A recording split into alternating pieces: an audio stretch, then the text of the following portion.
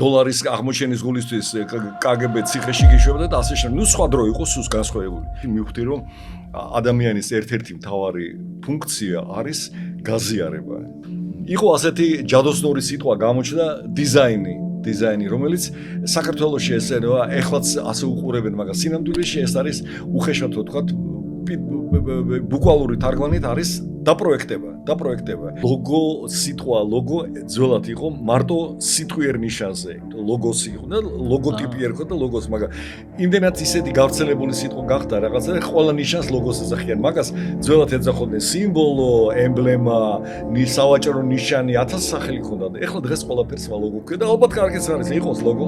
ვაღებინებდი ამას ფოტოს, ვაწებებდი თითო ასოს, ამას ვჭირდი, მაგრამ თითო ასოს ტექსტს ვაწკენე, მე ამას ვამცირებდი ყველაზე და ძალიან პატარა რომ იყო, იმას ვაკრავდი და ეს მიდიოდა. სასტუმრო თბილისში იყო ხმისჩამწერი სტუდია, რომელსაც რომ მივედი პირველად და სია იყო მთელი ეს ვარსკვლავები, ეს ოსკარ პიტერსონი და ეს ელა ფიჯერალდი, ყველაფერი ჩაწერია, ჩამოწერილები. თითო ღირდა, თითო მანეთი, თითო ჩანაწერი. ამ ჩანაწერს აკეთებდნენ იმეებზე, რენტგენის ფირფიტებზე, რომელსაც ამათ აძლევდა არამენცის სავანტყოფოდან უგზავნიდნენ და რამდენი მქონია ფილტვებზე, გულის იმეებზე, ტვინის გადაღებული იმეებზე, რენტგენოგრამებზე ჩაწერილი ეს ფილტვი. რთული კითხვა. არასოდეს არ ვაკეთებდი იმას, რაც მეჯავრება და მეზიზღება, არსად არ მიმუშავე, ყველა სამუშაოზე, სადაც კი მიმუშავე, ყველასგან დიდი სიამოვნება მიმიღია, ყველასგან. ერთი პერიოდი დავიწყე ნაგვის გადაღება. ეს რო შევახედე მე შემერთეთ ამ ხანას, აბსოლუტურად პროზაულ სპეციალობისაა და მითხრა, ამაში როგორ შეიძლება კაცმა სილამაზე დაინახოს, აი. გამარჯობა, თქვენ უყურებთ მარკეტერის პოდკასტს, რომელსაც წარმოგიდგენთ საქართველოს ბანკი ბიზნესი. გამოიწერეთ ჩვენი არხი YouTube-ზე და დაელოდეთ ახალ ეპიზოდებს. დღევანდელი ეპიზოდის სტუმარია ნოდარ სუმბაძე, არქიტექტორი, სამხატვრო აკადემიის პროფესორი, ხელოვნების დოქტორი. ბატონი ნოდარი ასევე არის, შეიძლება ასეც იცნობდეს, ჩვენი მაყურებელი მაქს მაჩაიძის ბაბუა, მაია სუმბაძის მამა. როგორ შემოვიდა საქართველოში Coca-Cola? თუ იცით, როგორ დაიწყო ეს ისტორია, იმიტომ რომ ძალიან საინტერესო აღმოჩენა გავაკეთეთ, სანამ ვემზადებოდით ამ გადაცემისთვის.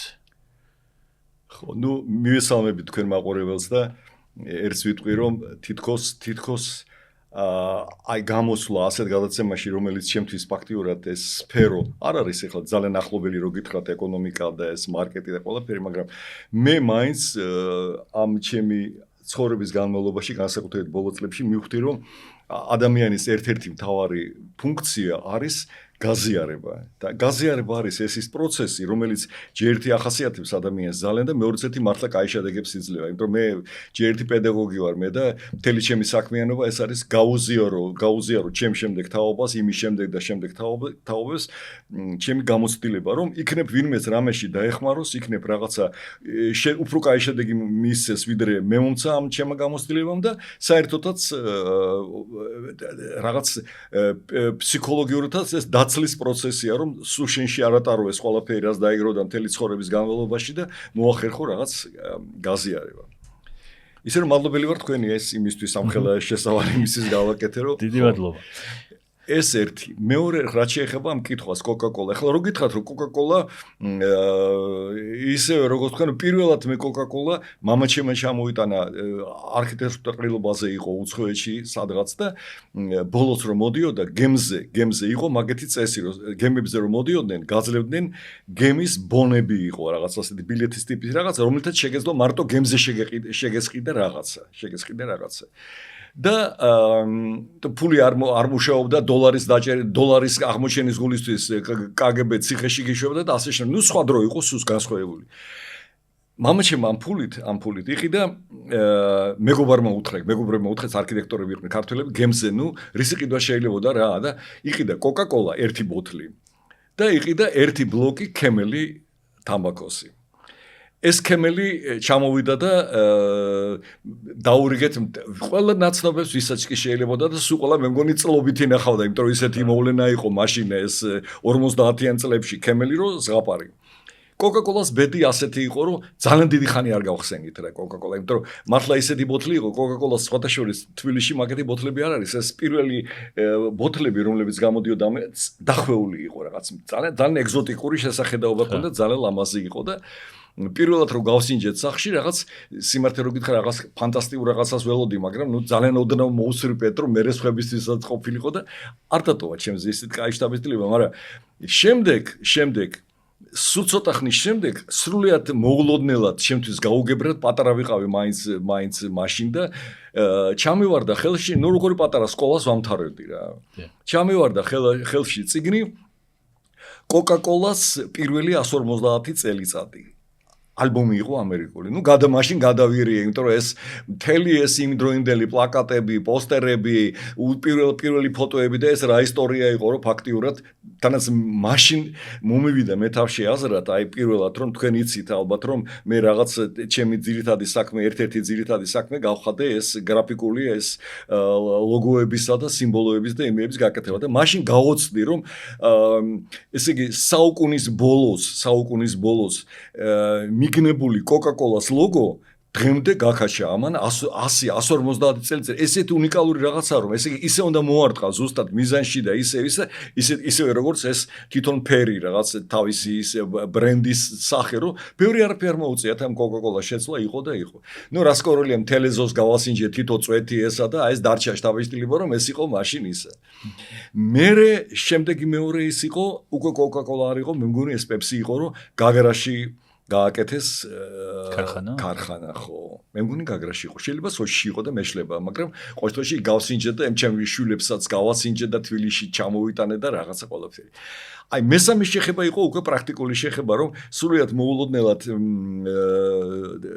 თქვენ იცით რომ ეს გრაფიკული სიმბოლოებისა და დიზაინის რა ქვია ლოგოების აუცილებლობა ორგანიზაციებისთვის ეს 60-იანი წლებიდან დაიწყო საბჭოთა კავშირში როდესაც ის იყო რა ქვია საბჭოთა კავშირში ჩამოყალიბდა კი არა შეიმუშავეს კანონი რომლის მიხედვით არც ერთ სახელმწიფო დაწესებულებას სახელმწიფოს მეტი სხვანაირი დაწესებულებები არ არსებობდა არც ერთ დაწესებულებას არ შეუძლია პროდუქციის გამოშვება თუ თავისი საფირმო ნიშანი არ აქვს თავისი სიმბოლო თავისი ისა რომელიც უნდა ყოფილიყო დაფიქსირებული რომელიც უნდა ყოფილიყო რეგისტრირებული იმიტომ რომ ეს ეთყობა საერთაშორისო მოთხოვნა იყო ეს რომ გადიოდა ეს საბჭოთა საქონელი გარეთ და რაღაც და ჩამოყალიბდა ამავე დროს პარალელურად 65 წელში თუ არ მეშლება საკავშირო ტექნიკური ესთეტიკის საკავშირო სამეცნიერო საკვლევი ინსტიტუტი.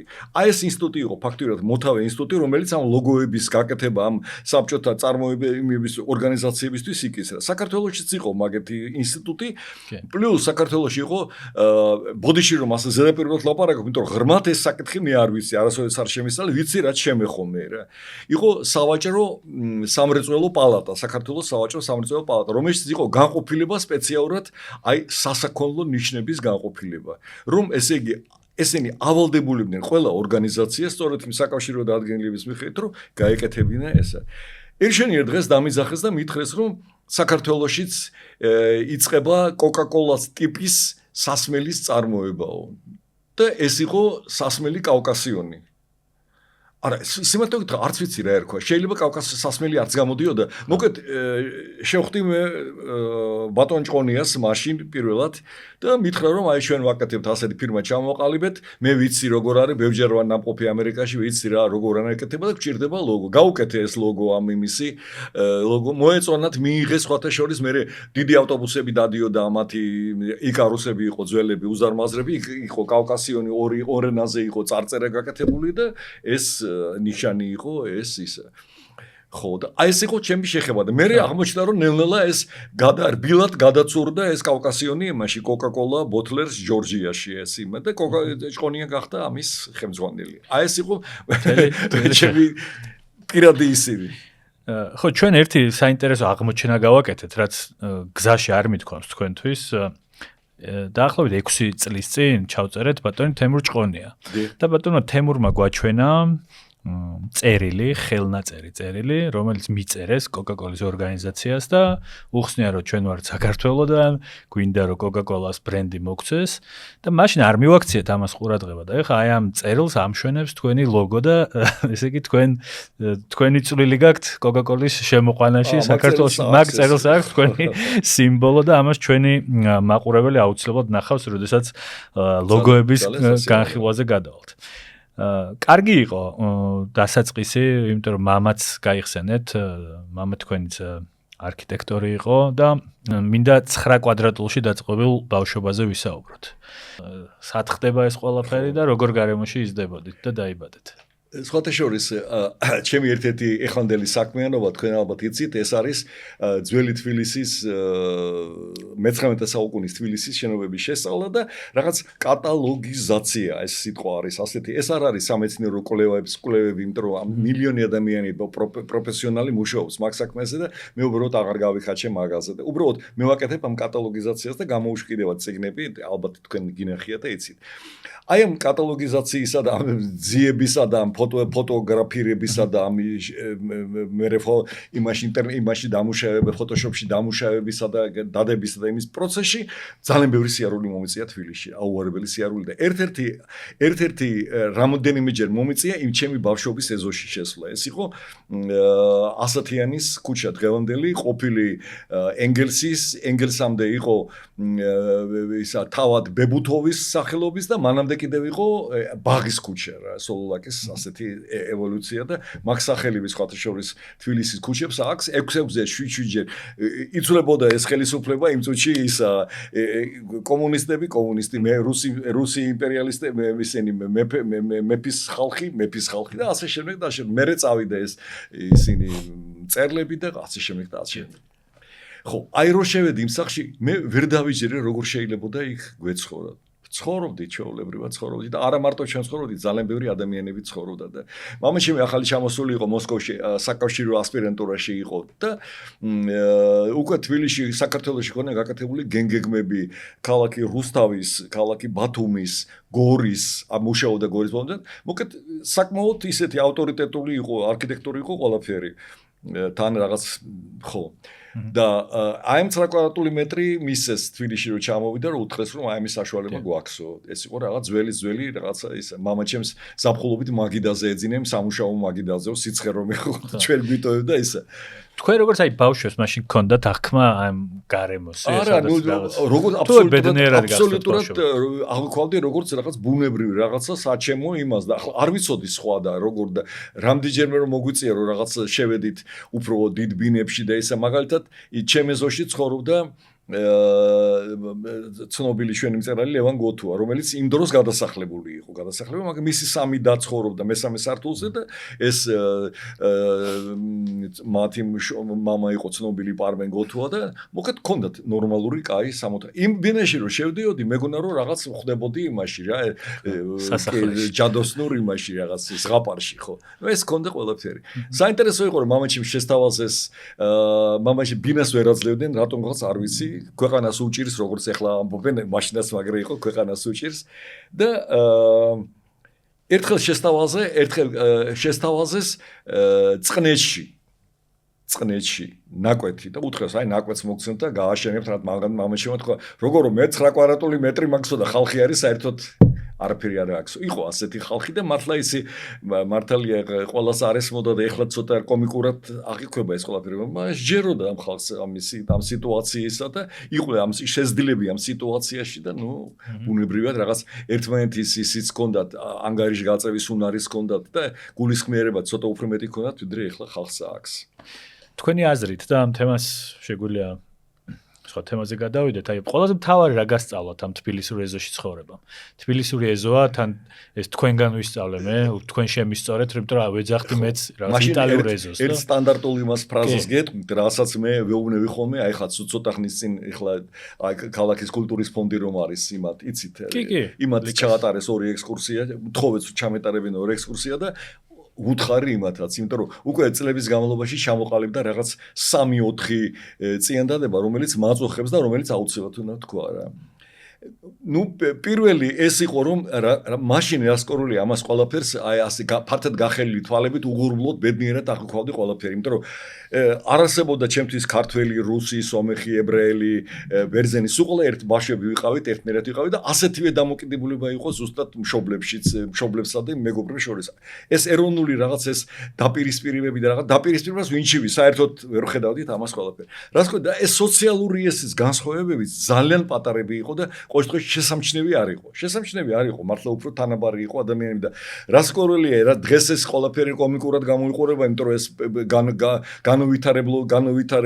განვითარების დაბალ დონეზე მყოფი მასშია, როდესაც ერთნაირი რაღაც სოფლური, ჯოგური რაღაც ის იყო, მაგრამ ნუ მაინც რაღაც კომფორტი იყო მაგაში, რომ სულიერად და ფსიქოლოგიურად რაღაც ძალიან კომფორტული იყო ეს ყველაფერი ისა. ეხლა რა შეეხება ამ საცხოვრებელს და მე ყველას ერთ ეგრეს ვეუბნები. არ იყო ინდივიდუალური საცხოვრებელი სივრცე. ეს იყო მთავარი ტრაგედია. მემორი ამბავია, რამდენად ჭირდებოდა, რამდენად შეგნებული ქონდა ადამიანებს, რომ ჭირდებოდა ეს ინდივიდუალური სივრცე. დღეს მაგალითად ყველგან მთელ მსოფლიოში ასეა. ყველას უნდა ქონდეს ბინაში, რამდენიც არ უნდა ცხოვრდეს, ერთი ოთახი საკუთარი და საერთოდ ის დაჯახუნების უფლება, რომ აი მომეშალანერები ცუდათა ვარ, დაღლილება შევედი და მოაბრახუნე კარები და ასეთი ყველას უნდა ქონდეს. ეს იყო საოცნებო. იმ დროს და არც ვიცოდი რომ ასტრამელი ყოფილიყო და ისე იყავი რომ აი ეს ამბავი რომელიც დღეს ყველგან ეს არის მილიონი საიტი რო თბილისი იყო ურთიერთობა და რაღაც ეს ისე რაღაც ცრემლებია, სინანულის ცრემლები რომ მოდის და ყველაფერი არ დაგავიწყდეთ რომ ესე გოგონა ვერ მოიყვანდა მეგობარ ბიჭს სახში.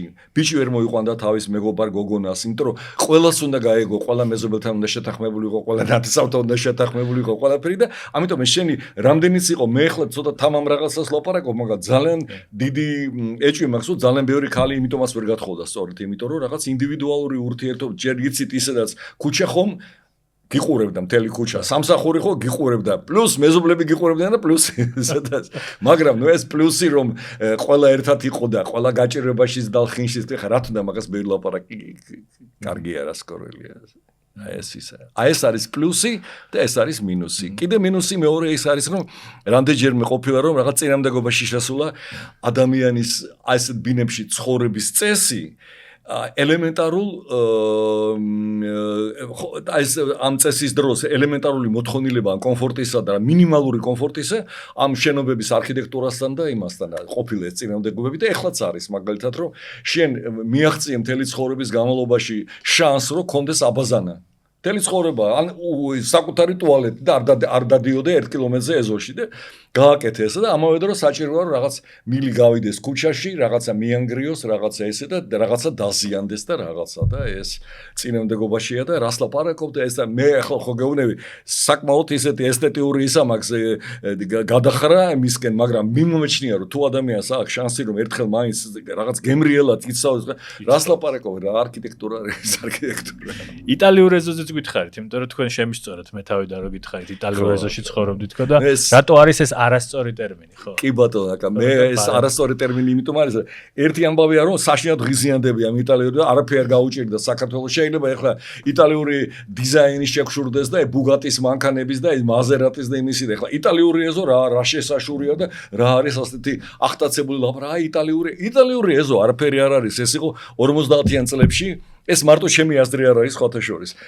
50-იან წლებში შემოვიდა ნეორეალიზმის იყო ნეორეალისტების გაერთიანება იტალიაში ეს ჯუზეპე დი სანტისი, ვიტარიო დი სიკა აღარ მახსოვს, ბევრი ხალხი იყვნენ და მაგა დროს იყო კინოები გადაღებული, თუ გახსოვთ, მაგაც წლშია გადაღებული ჩვენი ეზო კინო. აი არის ხმაურიანი ეზოები, ეს ისინი, რა ქვია, აივნები გადმოშვერილები, სარეცხის თოკები, ეს ქალები კივიან, წივიან, ბავშვები დარბიან, მანქანის ხმაური.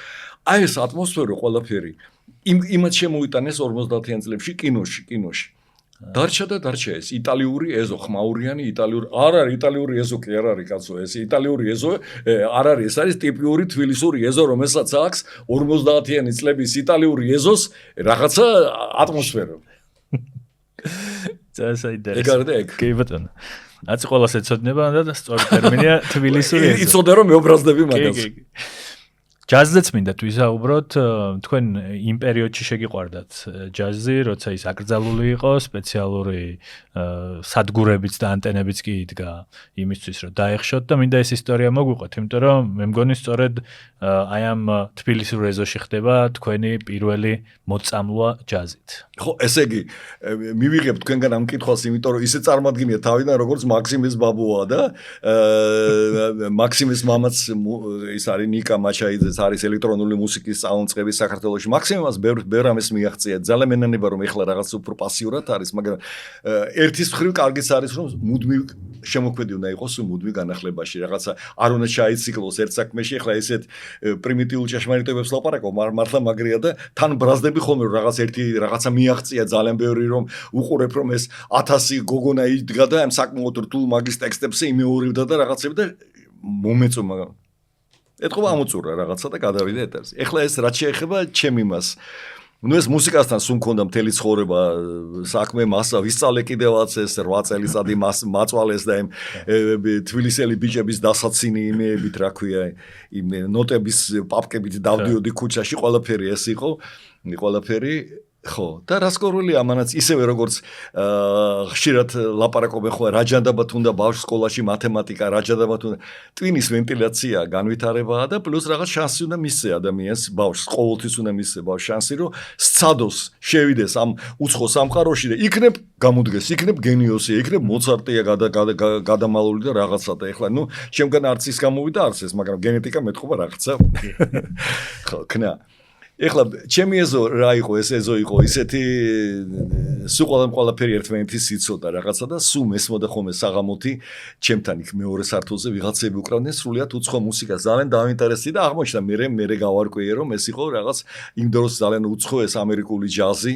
რომელსაც 50-იან წლებში უკვე იყო შემოსული ამ საბჭოთა კავშირში ყველაფერი და მე ისიც მასწავლეს როდესაც უსმენდი ამ ბუბა ულუხანოვი იყო ერთი ჩვენი მეზობელი დედამისი მუსიკის მასწავლებელი იყო და ეს რაღაცა ჩამოაყალიბეს მაგა ტრიო თუ კვარტეტი ის იყო ვიოლონჩელოზე თვითონ კონტრაბასზე ვიოლონჩელისტი იყო კონტრაბასზე უკრავდა რაღაცა და დედამისი ძალიან შეხულობდა იმაზე რომ კლასიკური მუსიკის მასწავლებელი და იძახოდა ესა საძეგლობას უკრავთ რაღაც საქმე სულ მესმოდა რა ეს ყველაფერი და მაგანვე მისთხრა რომ შენო თუ გაგიშვებენ სახშიო მოусვინე ხოლმე 12 საათზე არისო ღამის 12-ზე ღამის 12 საათზე არის ამერიკული იყო ასეთი უილის კონოვერი იმას ხო time for jazz დრო ჯაზისათვის და ის იყო ამერიკის ხმა იყო. ეს ამერიკის ხმა ხო საერთოდ იყო, ნუ თელმა საქართველოს მიცოდა რა იყო, რომ თუ რამეს გაგება გინდოდა რა ხდებოდა საბჭოთა კავშირში, საქართველოში რაღაც ახალი ამბები, უნდა გესმინა, მაგრამ როგორ უნდა გესმინა? დუშეთში იყო ბაზალეთის ტყის პირას ანტენები იდგა უზარმაზარი ანძები, ეხლაც დგას ის ანძები, რომელიც მთელი დღე მარტო იმაზე იყო, მთელი ეს სამხედრო ნაწილი იყო, მარტო იმაზე იყვნენ, რომ ხმები გამოეცა, ჩამხშობი ხმები და აი ესეთი ხმები იყო, სულ საოცარი. იგივე ხდებოდა ამერიკაში და აი სამ ამერიკაში მეთქი ამერიკის ხმაზე და საღამოობით შევძრებოდი ხოლმე სკოლაში სწავლობდი და არ მიშვებდნენ შევძრებოდი ამ ბალიშის ქვეშ ხმა რომ არ ყოფილიყო მაშინ ძველებური ის იყო სპიდოლა ეგრეთ წოდებული ტრანზისტორი და ამ და სპიდოლათი ვიჭერდი და ამ ხმაურში და ამაში ამ რის ვაიუ აგლახით უსმენდი ამას და ესე ნუ ესე იგი ეს ჩვენთან შემოდიოდა ეს ამერიკული ჯაზი რაღაც ერზაც სახით რაღაცით GDR-ისა და პოლონეთის და ჩეხოსლოვაკიის ფირფიტებზე ნატეხად იყო ისის ზედმეტი ფული უნდა მიგეცა და რაღაცა აი ესე იყო რა და ერთ მომენტსაც მოვიყვებით საინტერესო იქნება რომ სასტუმრო თბილისში იყო ხმისჩამწერი სტუდია რომელსაც რომ მივედი პირველად და სია იყო მთელი ეს ვარსკვლავები ეს ოსკარ პიტერსონი და ეს ელა ფიჯერალდი ყველაფერი ჩაწერია ჩამოწერილები თითო ღირდა თითო მანეთი თითო ჩანაწერია ამ ჩანაწერს აკეთებდნენ იმეებზე რენტგენის ფირფიტებზე რომელსაც ამათ აძლევდა არამიანსის სავანტყოფოდან უგზავნიდნენ და რამდენი მქონია ფილტვებზე გულიესიმებზე ტვინის გადაღებულებებზე რენტგენოგრამებზე ჩაწერილი ეს ფილტვი ზოგი იმითიც კი მახსოვდა რომ აი ელა ფიჯერალდი იყო რაღაც ხერხემლის სიმაზე აი ასეთი რაღაცაც იყო რა სპეკულანტებიც იყვნენ ხო ადრე მითხარი კი იყვნენ და ერთი ემილი იყო ცნობილი წვერებით იყო დაიწირეთ მე მგონი ძალიან დიდი ხანი იჭდა ძალიან დიდი ხანი ის ყიდი და როგორ სპეკულანტი იცი აი ეს ჩეხური ფირფიტები და გედერის ფირფიტები მაღაზიებში იყო. იქ უნდა მისულიყავი და გეთქვა ეს გინდა რაღაცა და ცოტა ზედმეც მისცემდი და მოგცემ და დახქვემ. ამისთვის ეს ყიდულობდა რაღაც უცხოელებისაგან ჩამოქონდათ და ეს ყიდიდა დიდ ამერიკულ ფირფიტებს, რომელიც ძალიან ძვირი იყო და ძალიან რთული მისაღწევი. ხო, აი ეხა ახსენეთ დაიჭირესო კაცი. მაშინ ახშობდნენ კიდევაც ეს როგორც თქვენ მოყევით და ეშინოდათ საბჭოთა კავშირში ჯაზის თუ აი რა ზუსტად რა იყო? დასავლური იყო და ყველაფერი დასავლური იყო, აკრძალული და ყველაფერი დასავლური იყო. ის იყო რკინის ის იყო ფარდა. იყო ასეთი ოფიციალურად ომის შემდეგ ჩამოყალიბდა რკინის ფარდა და всё, რაც იქითაა ცუდია, რაც აკეთაა კარგია, მორჩა. და თქვენ გესმოთ, ანუ თუნდაც ამ მუსიკით გრძნობდით, რომ იქით რაღაც კარგი რაღაც როგორ აზნობდით ჩვენთან ეს სხვა არის, იქ სხვა არის რა. პირველი რაც შემოვიდა ჩვენთან რაღაც მაგითი ისა, ჩემ დროს იყო ეს ორერას რაღაც ჩანაწერები იყო, უცხოურ სიმღერებს მღეროდნენ რაღაცა და გემზე იყო გადაღებული და კინოც იყო ფილმი და ფაქტიურად ეს იყო რა, თორემ მანამდე ჯაზმენებიც კი კანტიკუნტად იყვნენ, მაგრამ იმაში მიწის ქვეშეთში რომ იტყვიან რა. ხო. ძალიან საინტერესო. მესამე თემაზე მინდა გადავიდეთ, რომელსაც რაღაც ნაწილობრივ თქვენ კი შეეხეთ, მაგრამ თქვენ თქვით, რომ ასეთი რაღაც გონებაში გქონდათ მუდამ გადაწყვეტილი, რომ რადგან მამა თქვენი იყო არქიტექტორი, თქვენც გინდოდათ, ხო, მე მგონი რაღაც არქიტექტურაზე გესწავლოთ. სხვათა შორის ეს ისტორიაც მინდა მოვყვეთ, რომ სულ ცოტა ხნის წინ და ეს ინტერნეტში შეუძლია ჩვენს მაყურებელს მოიძიოს ბატონი ლონგინოს სუმბაძეს მადლობაც გადაუხადეს რუმინეთში ქალაქ ვიქტორიაში, იმიტომ რომ აღმოჩნდა, რომ მისი ნახაზებით მთელი ქალაქია იქ აშენებული. ეს ისტორიაც რომ მოგვიყვეთ და მე ამის მერე მაინტერესებს თქვენ როგორ აღმოჩნდით არქიტექტურაში. არქიტექტურაში როგორ აღმოჩნდი და არც იყო ეს კითხვა, იმიტომ რომ მე რო ვიღვიძებდი პატარა ბავშვობიდან უყურებდი ამ იმეებს, წიგნებს, რომლებიც ეს წიგნები იყო არქიტექტურის კლასიკოსებზე იყო წიგნები, არქიტექტურაზე იყო წიგნები და მეტი ვერაფერს რუსული კითხვა უფრო ადრე ვისწავლე ვიდრე ქართული, იმიტომ რომ ასე იყო რა, იმისათვის რომ ყველას გაეგო ეს ამბავი, ყიდულობდნენ ჩვენთან და უშვებდნენ ამ რუსულ წიგნებს. ჩვენთან არაფერს არ უშვებდნენ, არქიტექტურას წიგნები ჩვენთან არ ყოფილა. გამოდიოდა იმ რუსეთში გამოდიოდა ეს წიგნები და მამაჩემ შემოქონდა, ყიდულობდა რაღაცა და ამიტომ ეს წიგნები სულ იყო და აი ესე უყურებდი და ბავშვობიდან ეს არქიტექტურების სახელები უფრო ახლობელი იყო ჩემთვის ვიდრე რაღაც ნათესავების სახელები და ყველაფერი. ამიტომ ეს ისე იყო, თანაც ვხედავდი ეს მამაჩემი ნახაზებს აკეთებდა წვალებით, უბედურებით, ყველაფერი კომპიუტერი არ იყო თქვენ მოგეხსენებათ, არავითარი ტექნიკური საშუალებები, ეს იყო წვალება სახაზავით, ფანქრით, იმით რეიშინებით და იმებზე დიდი წვალება და აკვარელით და იმით ყველაფრით და ეს ყველაფერი ჩემ თვალწინ ხდებოდა და ავტომატურად რაღაცა ისა. მათ მეორე ამბავიც მინდა ვახსენო, რომ დედაჩემი იყო ხელოვნებაცოდნე იყო განათლებით, მაგრამ მუშაობდა მთელი ცხოვრება ჯერ ბავშვების ტურიზმში პიონერის სასახლეში და მე მთელი ცხოვრების ბოლომდე მუშაობდა ალპინისტების კლუბში. ამიტომ ეს სიარული და არქიტექტურა ეს ორი რაღაც იყო, რომლითაც გავიჟღინთე და ამიტომაც შედეგიც მაგეთი მივიღეთ. ხა მამაჩემმა რომ იცოდეს რომ მე არქიტექტურის იმებს კატალოგს ვაკეთებ და რაღაცები გადაირეოდა სიხარულით რა, ასე ეგ იყო რა, ასე ავტომატურად რაღაც ჩამომიყალიბდა რაღაც ქვეცნობიერებაში და მე რეალობაში გადავიდა. მამაჩემის იმას რა შეეხება, მამაჩემი ბოლო წლებში იყო დაკავებული ძირითადად იმითი, რომ მისი გენერალური გეგმით გააკეთეს ღია ცისქვეშ მუზეუმი, ეთნოგრაფიულ მუზეუმს მეძახიან ახლა ვაკის პარკში და გარდა მაგისა სწავლობდა უძველეს ქართულ საცხოვრებელს დარბაზებს. აი ეს იყო და ბევრი მონოგრაფიაც გააკეთა და კიდე გააკეთა ძალიან საინტერესო წიგნი, რომელიც უკვე მე და ჩემ მადამ გამოუშვით მისი გარდაცვალების შემდეგ, ამას ქვია ქართული საცხოვრებლის ტიპოლოგია. ეს არის ძალიან საინტერესო წიგნი, მამაჩემ დაწერა, მაგრამ ვერ გამოუშვა მაგის შემდეგ და ეხლა ჩვენ გამოვეცით ეს. ეს იყო მაგის საქმიანობა. და თქვენ როდესაც ხო და რუმინეთში გადაწყვეტინეთ და რუმინეთში ჩავიდე, რუმინეთში სრულიად ეს იყო ტიპიური საცხოვრებელი სახლები ორსართულიანები საქართველოს. ეგ კარგად მოგვეყევით. ან თქვენ იცოდით მე ვიცოდი მამაჩემისგან ძალიან დიდი ხნის განმავლობაში, რომ ასეთი სახლები იყო, ასეთი ეგრეთ წოდებული სერია 109 ქვია, ტიპიური სახლები, რომელიც დაპროექტა მამაჩემი და შემოქმედებითმა ჯგუფმა გააკეთეს ეს პროექტი. მთელი საქართველოში ბევრგან იყო, რუსთავში იყო, ძირითადად დასავლეთ საქართველოში იყო, იყო ეს სახლები, ორსართულიანები იყო, თანაც გათვალისწინებული იყო ეს საქართველოს სპეციფიკა ეს რომ ის კლიმატი ყველაფერი იყო გათვალისწინებული იყო და სრულიად აი ცხოვრების ბოლოსკენ მამაჩემმა გაიგო რომ ეს პროექტი ამ იმისი რა ქვია ამ შენობების პროექტი გადაუციათ რუმინეთის მთავრობისთვის უსასყიდლოდ ამ ჩვენ მთავრობას უჩუქებია და მამაჩემს არაფერი ჩვენ მთავრობა ამ დროს საბჭოთა კავშირი ალბათ საბჭოთა კავშირი არ ვიცი ახლა შეიძლება ჩვენი მთავრობა ერთ-ერთივე იყო მაშინ და გადაუციათ იქ საჩუქრად იმისთვის რუმინეთს აუხია და აუშენებია თვითონაც არის ხოდა არის იყო ასეთი არაჩვეულებრივი ადამიანი იყო კი არა არის არაჩვეულებრივი ადამიანი ელჩი რუმინეთში საქართველოში ნიკო ნიკოლაიშვილი და ამ ჩემმა მეგობარმა ლევან კალანდარიშვილმა არქიტექტორმა რაღაცა მისცა პადაჩა რომ იტყვიან ხოლმე რომ იცი შენ რომ რუმინეთში შენთან ის გადაირია ის დაინტერესდა წავიდა ქალაქში ნახა ყველაფერი და მე მითხრა რომ მოწვევას გიწევთო ისაო რა ქვია ქალაქის მერიო უნდა გახსნან სკვერიო რომელიც იქნება მისის სახელობისო მამა ლოგინოსოვას სახელობის და ქვაც იქნება მის საპატივცემულოდ ეს ეხლა ხან ხდება ხო? ცოტა იყო 3 წლის წინ იყო. ჩავედით მე და ლევან კალანდარიშვილი იქა. დიდი ემით მიგვიღეს რაღაც აქეთ და მოკლედ. და ყველა საინტერესო ბოლოს ერთ ფაქტს გეტყვით რომ ეს რუსთავში ეს სახლები ისე დღეშია როგორც ჩვენთან სახლებია ძველი სახლები. კი შედარებით რაღაცა მოვლილი, მაგრამ ისა იქ ისე დღეშია ეს სახლები თითქოს გუშინ ააშენეს, რომ გაკრიალებული ეს პროექტზე არავითარი ხელი არ არის მიხლებული, რომ არც ლოჯიებია მიშენებული და არც შაშენებული არაფერი და არც მონგრეული, ესეთი იყო. გადავირიე რა და კი გადავიღე ბევრი მე შეგახედეთ. ძალიან საინტერესო, ასევე ამ შესაძლებლობას გამოვიყენებ, აუცილებლად გამოიწერეთ და ამატეთ მეგობრებში ბატონი ნოდარ სუმბაძე Facebook-ზე, ძალიან საინტერესო კონტენტს აზიარებს.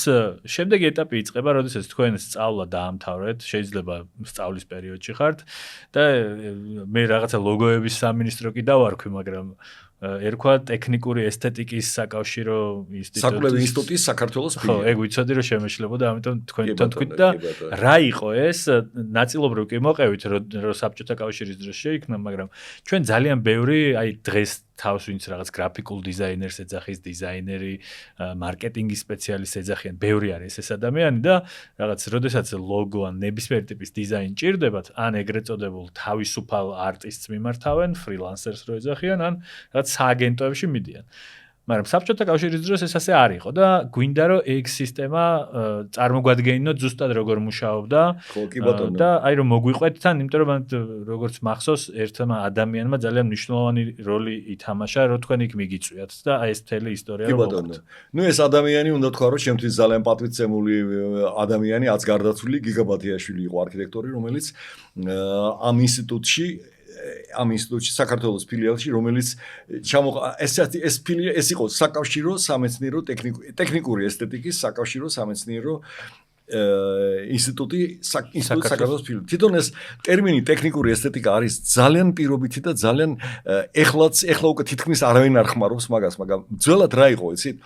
იყო ასეთი ჯადოსნური სიტყვა გამოჩნდა დიზაინი, რომელიც საქართველოში ესენოა, ეხლაც ასე უყურებენ, მაგრამ სინამდვილეში ეს არის უხეშად ვთქვათ, ბუკვალური თარგმანით არის დაპროექტება.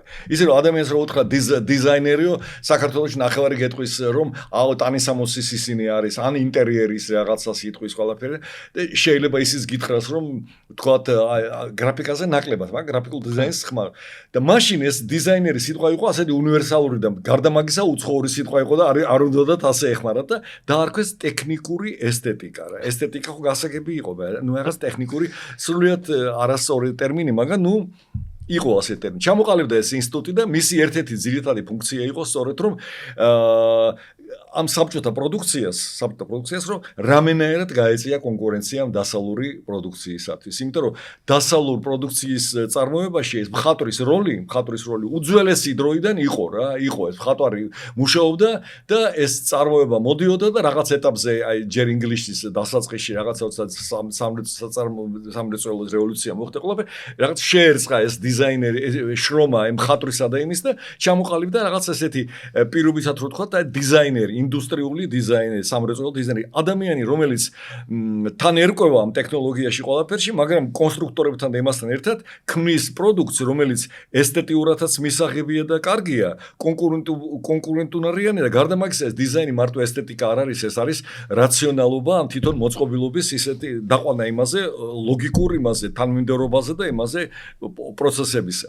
მოკლედ, ბევრი რომ არ ვილაპარაკო, ჩამოაყალიბეს ასეთი ინსტიტუტი მოსკოვში, ჩვენთან ჩამოაყალიბდა ფილიალი და მე კიდევ არქიტექტორი ვიყავი განათლებით, მე არქიტექტურის შემდეგ ვიმუშავე არქეოლოგიურ ექსპედიციებში არაჩვეულებრივი გამოცდილება მივიღე ეთნოგრაფიის ინსტიტუტში, იქაც არაჩვეულებრივი გამოცდილება. ეს პარალელურად ხდებოდა ყველაფერი და გიგაბათიაშმა შემოთავაზა რომ გვინდა რომ ჩამოაყალიბოთ მანქანათმშენებლობის განყოფილება იყო მაგეთი, რომლებიც ძირითადად იმით იყვნენ გართული, რომ ჩარხები ჩვენი ჩარხმშენებელ ქარხანაში და ელბავამშენებელ ქარხანას, ვითომ ჩვენთან იყო წარმოება ყველაფერი, იმას რაღაც ესთეტიზაციას ასე ერქვა, ძირითადად ღებავდნენ და რაღაცები უკეთებდნენ და გიგამ თქვა, რომ ძალიან მიღებულია მსოფლიოში, აი ამ დიდ წარმოებებში არის მეორადი წარმოებები იმისი საყოფაცხოვრებო ნაკეთობების, აი დიდ ქარხნებში უშვებენ ქვაბებს, მაგის სპეციალური ქარხნები ჩვენთან არ იყო საქართველოში. ქვაბებს, ჭურჭელს, საოჯახო ინვენტარს, ყველაფერს და აი მაგის განყოფილება გავაკეთოთ, მაგის დიზაინის, რომ ქარხნებში იყოს ყველაფერი და ხომ არ შენ ძალიან დაინტერესებული ხარ მაგ სფეროში მუშაობ, რაღაცა დიზერტაციას გავაკეთე მე რაღაცა და ხომ არ გინდაო რომ იმუშაო მაგაში სექტორის გამგეთო. მე ვთხარი კი მეთქი შევკრიბე რამოდენიმე ადამიანი ძალიან კაი ხალხი, სხვადასხვა ეხლა უცხოეთში არიან, ერთი საბერძნეთშია, მეორე ისრაელში და ერთ ხუთკაციანი ჯგუფი იყო და გავაკეთე და ძალიან წარმატებით და იმით საქმიანობდით და რაც თავარია უზარმაზარი სიამოვნება მივიღე. მაგრამ მე ისევ კიდევ ერთი ის დაარტყა ჩემმა ცხოვრებამ კიდევ ერთი წრე ყოველწუთში ვაკეთებდი ვიცვლიდი ყველაფერი და მოხდა ისე რომ დავიწყე მუშაობა გაუმცემლობა. ჯერ გადავედი აკადემიაში ამ სამრეწველო ხელოვნების კათედრაზე, სადაც ამ იგივე საქმეს ვაკეთებდი, რასაც იქ ვასწავლიდი, მაგრამ მე დავიწყე მუშაობა გაუმცემლობებში, იმიტომ რომ ეს გრაფიკა ძალიან მიზიდავდა რა, თანაც ეს გამოყენებითი გრაფიკა.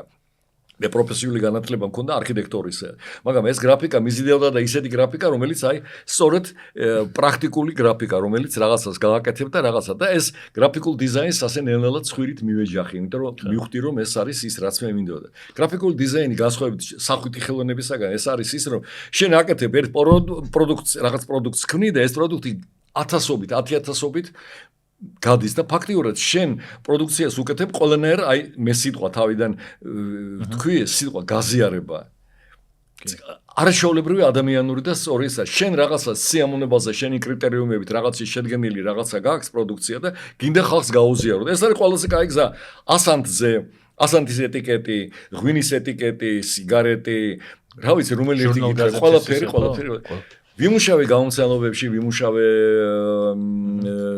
სხვადასხვა რედაქციებში, ვიყავი სამხატვრო 1000 რაღაცები იქა და ძალიან დიდი გამოცდილება მივიღე და აი ამ პროცესში მოხდა რომ დაუკავშირდი სავაჭრო პალატას, რომელიც აკეთებდა იმ ფუნქციებს მეანდერ რომ მოვყევი, რომელმაც უკვე იკისრა აი ამ საქართველოს მრეწველობაში ეს გრაფიკული დიზაინის პრინციპების რაღაცა შეთავსება და მანდ უკვე იწყებოდა აი ეს კორპორატიული ეგრეთ წოდებული დღეს რომ ქვია უცხოეთში ბრენდინგს ეძახიან ან კორპორატიულ სტილს ეძახიან, ეს რა იყო? შენ აკეთებ ლოგოს მერე ეს შენი ლოგო ხომ რეგისტრირდება მიდის სოფლიოში პროდუქციას და გარდა მაგისა შენ აკეთებ იმისათვის რომ აიწიოს ამ შენი პროდუქციის პოპულარობა რომ ესე იგი სარეკლამო რაღაც გააკეთე უკვე მიდის უკვე ეგრეთ წოდებული სარეკლამო პროდუქცია ცალკე და შიდა კორპორატიული ისე то есть იკერება ტანისამოსები ის რომელზეც ეს ნიშნები იქნება საავტომობილო გრაფიკა იქნება ეს ბუკლეტები პროსპექტები სარეკლამო ისინი რა ქვია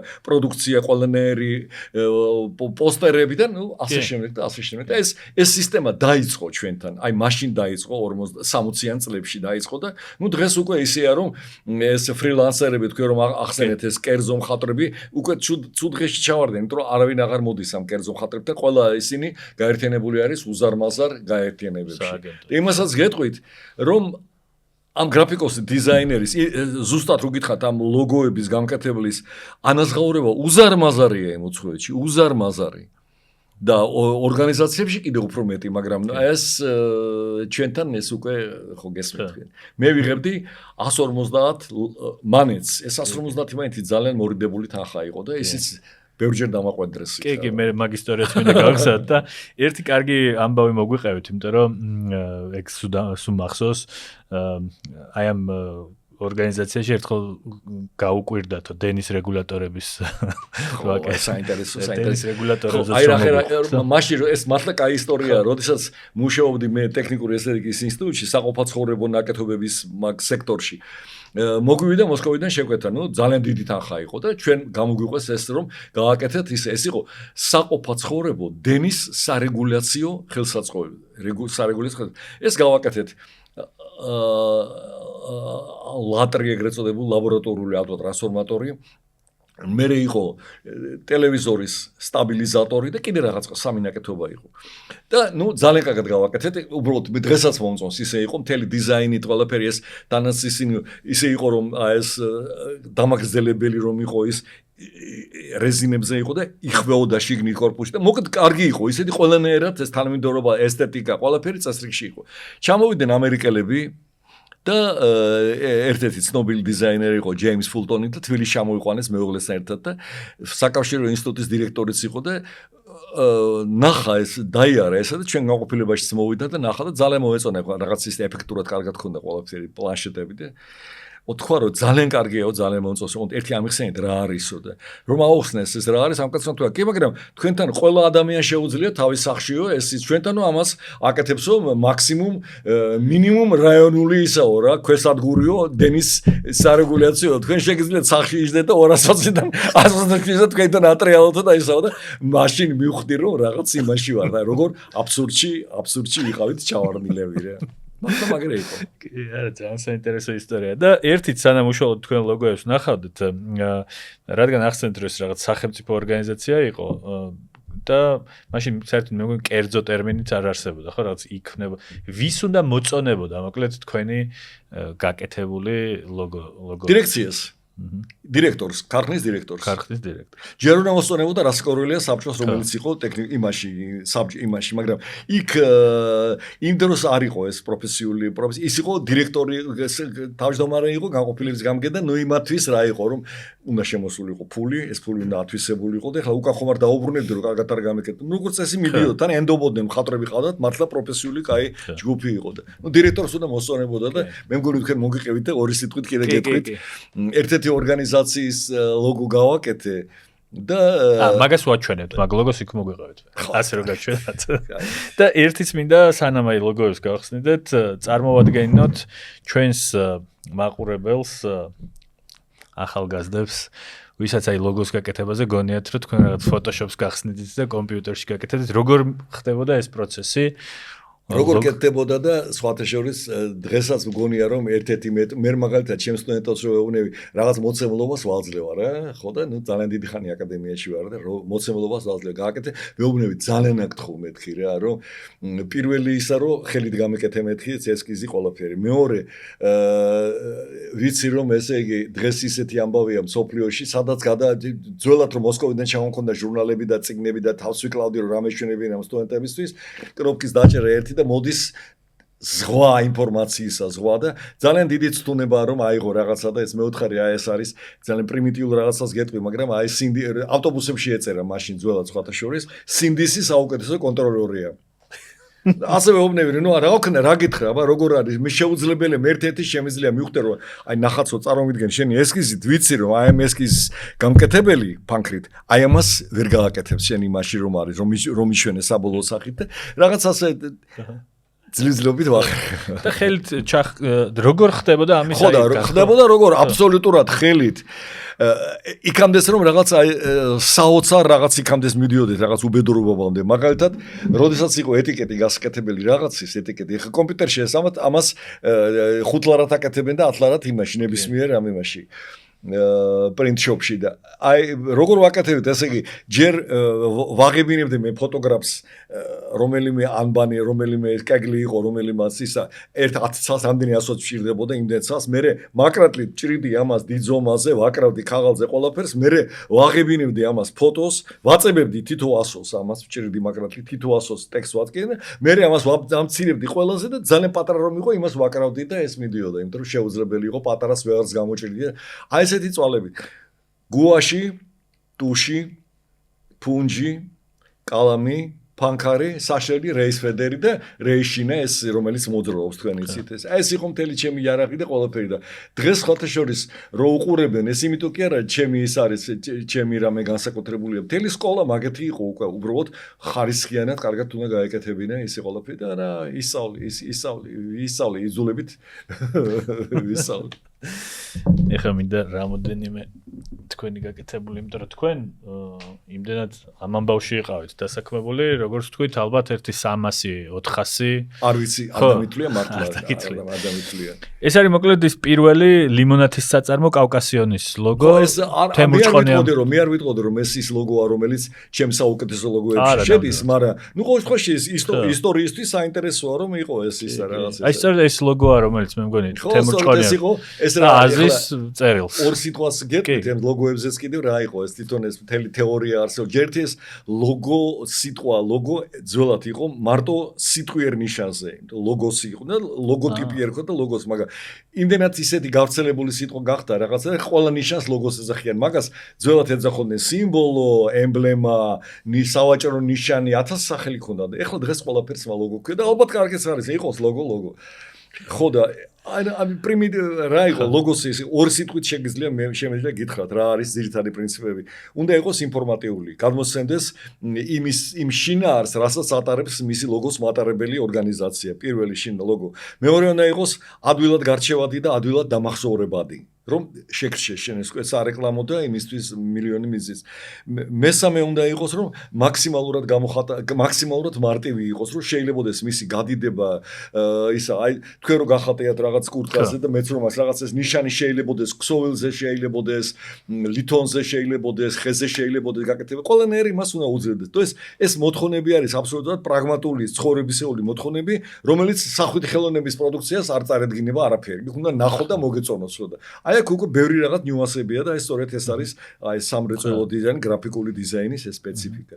და მე მგონი ამ წლებში შავ ფერში ეს ხო მე გავაფერადი, იმიტომ რომ მაგრი ხმარობდნენ ამას, თორე შავ თეთრში ვაკეთებდით ყველაფერს. ძალიან კარგი. შემდეგი არის ეს ნიშანი მომწონს მე ხალხთა შორის ეს იყო საერთაშორისო ტურისტული გამოფენა ტურიზმი საქართველოში 80-იან წლებში იყო აღარ მახსოვს 90-იან წლებში ხო 90-იანში ხო და ეს ნიშანი იყო და მე ყველაფერში გავიდა ეს რაღაც ხო ნუ ეხა არ უნდა ახსნა მინიმალისტური და ხო და ცისარტყელა და რაღაცა ხო ეს არის ქართულ ცხენოსან არ მიყვარს მაინდა-მაინც არ მიყვარს მაგრამ იყოს არის ეს იყო საქართველოს მხედრების ფესტივალი იყო ჰოლანდიაში ეს ხო ეს იყო ასეთი ორგანიზაცია მოდელების სახლი ეს იყო ვარანცოვის მოედანზე ახლა საარბრუკნის მოედანზე იდგა ეს სახლი და ძალიან ძლავრი ორგანიზაცია იყო და მაგათ რო შემომთავაზეს რამდენიმე ვარიანტი გავუკეთე ეს არის აი მ და ს ასოები ეს აი მ მოდის და მე ნელ-ნელა გადადის რაღაც ამ სიმბოლურ იმაში რაღაც ნაკუცში რაღაცა და რაღაც ეს ცურა ყოფილიყო აი სწორედ ისეთი რომ აი შემცირება გადიდება ეტიკეტზე ყველაფერზე და ნუ ეს რაღაც მომწონს ამაზე ხო არ იყო ის ისტორია ოთახში რა დაგიბარეს თუ ის რომ რაღაც კი მაგაზე იყო ისტორია იყო ასეთი რომ მე რომ მივედი და მეუბნება ის გაყოფილების გამო კაი ადამიანი იყო იმან მითხრა თუ შეიძლება დირექტორის მოადგილე პალატის დირექტორის მოადგილე ვინც ფულზე აწერს ხელს უწყისებს რომ აწერს და ნახეო და მიდიო და შენ გთხოვა რომ მივედი და სწორედ იმ წუთში შევედი რომ ამან უთხრა რომ ის მოვაო ეს კაცი ეთქვა გადაურეკა ეთქვა იმიტომ იმ წუთში რატომ ამას აი ესე აკეთებდა ხელით აკეთებდა და აი ესე რა და ასე აკეთებდა მე კიდევ ასე გააკეთა მე ვთქვი რა მეთქი რა ხდება მეთქი და არა მე ძალიან პატივს აქცევ თქვენ ხალხურებსო მაგრამ ერთი ხელის ასე მოსვანზე 150 ლარს როგორ გვართ აი ესეთი რაღაც იყო რა მე ცოტა ვიუხეშო უთხარი კი მაგრამ თქვენი ერთი ხელის მოსვით 1000-ები იწერება მეთქი ამ მოწყზე ოფში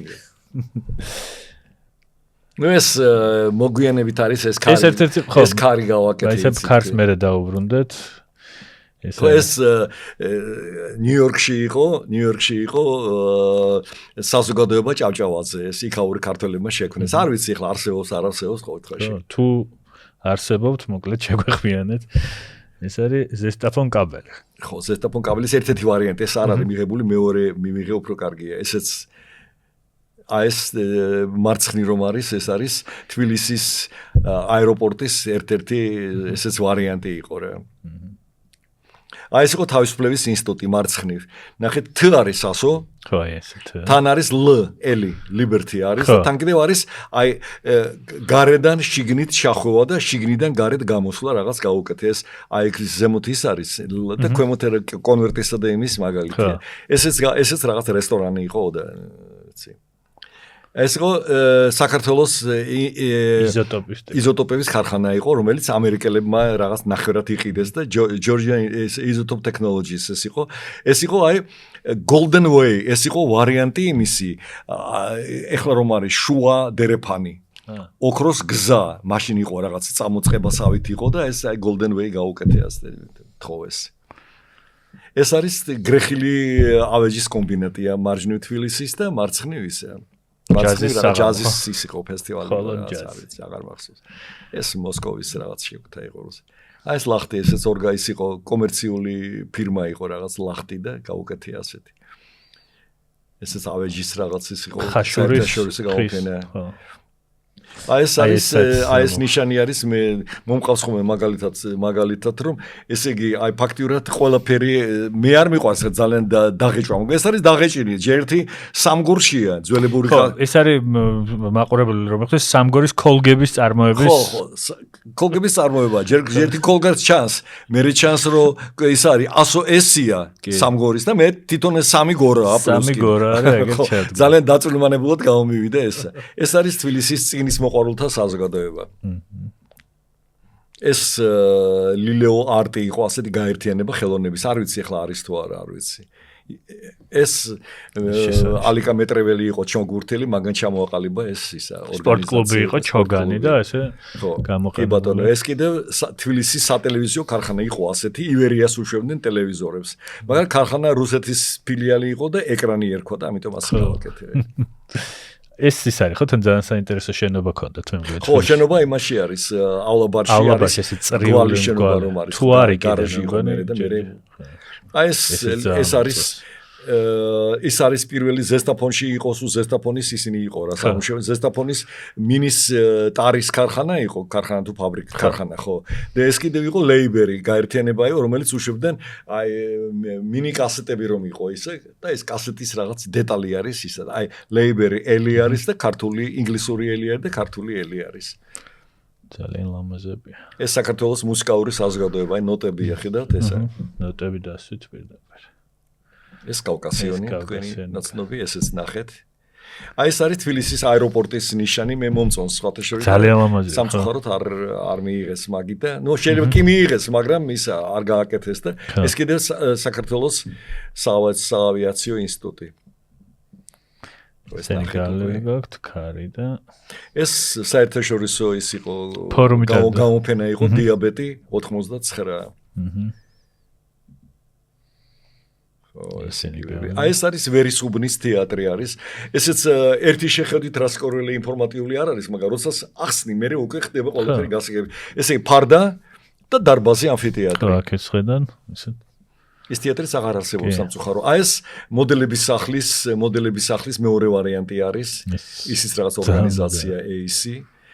ეს იყო ინტერდიზაინი იყო ავეჯის გამოფენა. იქაც რაღაც ასეთი ოპტიკური ილუზიასავით გავაკეთე რაღაც ეს ასეც არის და არარსებული ფორმებია ესე და ეს კიდე გულანი იყო გაერთიანება ესეც. ზესტაფონ კაბელი რომელიც თავის დროზე მიიღეს. ეს თბილრძე იყო, ასეთი გაერთიანება იყო დიდი. ძალიან ლამაზებია. ეს საქართველოს ნორვეგიის გულმოწყალეობის ფონდი იყო და ეს 2 გული არის გადაბმული და არის ჯვარი ზემოდან ესე. ეს ბანკი კრედიტით შესანიშნავია და კარგად რომ მოვაყოთ, ხო. რა იყო აქ იდეა რა გაქვს? შედის მოძრაობა რაღაც ფულისა და შუაში თითქოს ისა და თან ეს არის კ, ძველი ქართული ასომთავრული. ეს იყო საინტერესო ნიშანი იყო სხვადასხვა და ყველგან იყო ეს იყო თბილისის საფთიაქო სამმართველო იყო იმაზე ესე იგი ეს დაბეჭდეს შესაფუთი ქაღალდები იმებზე პატარა ისი წამლებზე რომ იყო ძველად წამლებს საფთიაქებში აკეთებდნენ და ის იყო ეტიკეტი ქონდა იმას ზემოდან მედიცინის მუშაკებს გოგონები აფთიაქერები რომ იყვნენ ზემოდან ექონდათ ეს ნიშანი ეს კიდე საზოგადოება დეტექტივი და ეს გონია რომ აი ამ ნიშანში სწორედ ის გავაკეთე ასახსნელად კარგი ნიშანია რომ აი თან დეტექტივია თან დ არის ასო და თან რაღაც მოქმედებაც არის განმარტებული რომ ურყავს მიზანში რას საქმიანობდა ეს საზოგადოება დეტექტივი რა კერძო შეკვეთები დეტექტივზე არ ვიცი რამდენი ხანი იარსება და რა გამოიძიეს არ ვიცი მაგრამ ნუ კარგი ლოგო ქართულად ჟერდა დეტექტივი აი ეს იყო ეს ნიშანი რომელსაც ძალიან საინტერესო ისტორია მოყვა ეს იყო თბილ ჰიდროპროექტი იყო ასეთი და მისი დირექტორი იყო ძალიან არაჩვეულებრივი ადამიანი გეიდარ ფალავანდიშვილი ქართული კულტურაში ძალიან დიდი წვლილი აქვს შეტანილი და თვითონ მიდიოდა თვითონ ეს უჩვენე ესკიზები უჩვენე და მითხრა რომ გააკეთებთო ჩვენ საჩქაროდ გჭირდება რომ დავნერგოთო და მე მომწონსო და მაინც კოლექტივს შეახედე ეს კოლექტივს და გავაკეთე და ეს რა არის იცით არის ასეთი არ ვიცი ხა ბიუარი ქვია თუ რაღაცა ქვია მოკლედ წყლის ვარდნის იმიტაცია რაღაცა რომ აი წყალი ერთი დონიდან მეორეზე გამოდის და მაგებს აკეთებდნენ მაგერი მილიდან დონიდან დონეზე გავაკეთე ესეთი რაღაცა ეს თან წყალი არის თან ეს დონეზე გადასვლა არის და მიუტანე იმას დირექტორის მოადგილის მეოთხარი ბატონმა გეიდარმა მიიღო მეთქი ესა და მითხრა რომ თქვა რომ კოლექტივთან განიხილე თუ ეს აფერ რომ ყველა კურსში იყოსო და კი ბატონო და გადარეკა და ორკა თამარი ნიკოლაევნა მაშინ იყო მიღებული ისა რაღაცა უკვე ხო და შეკრიბა მთელი დარბაზი იყო ერთი 10 კაცი 15 კაცი იყო და ხოდა ძალიან საინტერესო იყო რომ ესე იგი ეს იყო რაღაცა ჩემთვის გაკვეთილი იყო აი ხალხი როგორ აღიქვავს ამ სავაჭრო ნიშანს როგორ აღიქვავდნენ და ძალიან საინტერესო იყო და რამდენიმეს მოეწონა ეს ძირითადად არ მოეწონათ ძირითადად იმიტომ რომ სულ სხვა რაღაცას მოელოდნენ და ძველად როგორი იყო ეს ლოგოში რას აკეთებდნენ საბჭოთა ლოგოებში იყო რაღაცა აი წარმოება რაღაცა არის აუცილებლად პროდუქცია უნდა შეახედო რა თუ ტრაქტორია ტრაქტორის ნაწილი უნდა იყოს თუ ის არის უნდა იყოს ნაწილი თუ საქართველოსია საქართველოს ტრაქტორის რაღაც ხარხანა უნდა იყოს ხურძნის ვაზი უნდა იყოს ტრაქტორის ნაწილი იყოს კიდე რაღაც მთა უნდა იყოს მაქსიმალურად ჩატენვა ამ ნიშანში და ნუ ეს ნიშანი იტვირთება და მე რაღაც ისეთი გამოდის პრიმიტიული და აი დაახლოებით 100 აზრს მეუბნეოდი ხალხში მაგეთი აზრი იყო და ერთმა ქალმა მითხრა აი შვილო რას გეტყვითო იციო აი მე შეიძლება ამ საქმეში არ მისვისო მე მაგალითად გავაკეთებდიო რომ აი მდინარე მოდისო მდინარის პირასო სკამიდევსო პატარა და ბებია და შვილი ზიანო და ხეირხევა ისაო რა კაი ხეირხევა მეუთხარი ძალიან კაი მეთქი მაგრამ სამწუხაროდ ამას 2 სანტიმეტრში ძალიან რთულად მეთქი ესე იგი ესეთი ხალხი ყველა დროში არსებობდა ვინც არსებობდა კიდევაც არც იყო არაფერი გასამტყუნებელი იმიტომ რომ ეს არაფერი კამპანია არ ტარდებოდა ეს იყო ეს ცალკე მიდიოდა ეს მიდიოდა ცალკე ეს ხალხის ისა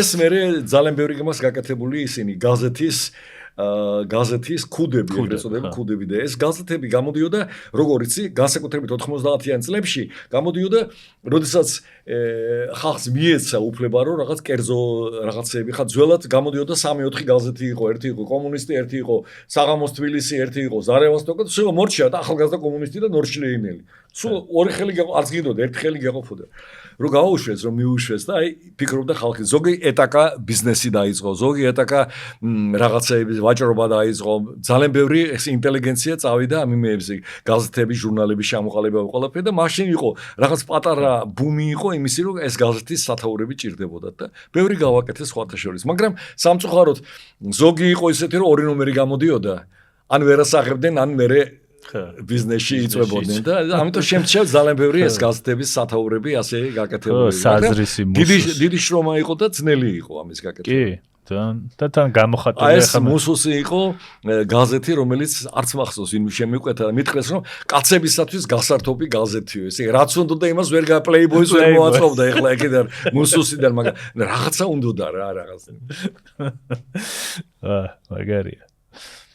ეს მერე უკვე თვითონ მე რო გითხარით კიდევაც ეს საწარმოო იმას გავწდით უკვე წარმოებებს და იმებს ავწი და მერე უკვე დაიწყო ორგანიზაციებმა დაიწყეს თავისი ვიზუალური სახის ძიება, თავისი იმიჯის მოძებნა და ეს რაღაცა ესეც უკვე კომერციას შეეჯახა და გასაგებია რომ კომერცია იყო ამ შემთხვევაში ამის წამყვანი ისე როგორც თემ სოფლიოში არის და ეს მაგალითად იყო რაღაც შეკვეთა იყო ასეთი რომ აი ასეთი ფირმა არის ასეთი სკი ჯორჯია ის რეალე და ამ სკი ჯორჯიას მითხრეს რომ აი ეს პუნქტები რომლებიც არის სათხილამურო პუნქტები საქართველოში ეს გუდაური ბაკორიანი იმათ გაუკეთოთ რაღაც ეს ლოგოების ტიპები და ამას რომ მოყვეს მე მთელი ეს კომპლექტი იმისი ტანისამოსები იმაზე რა ქვია ეტიკეტები და 1000 რაღაცა ხო გესმით კუდები და ტანი ყველაფერში რო გაშლილიყო და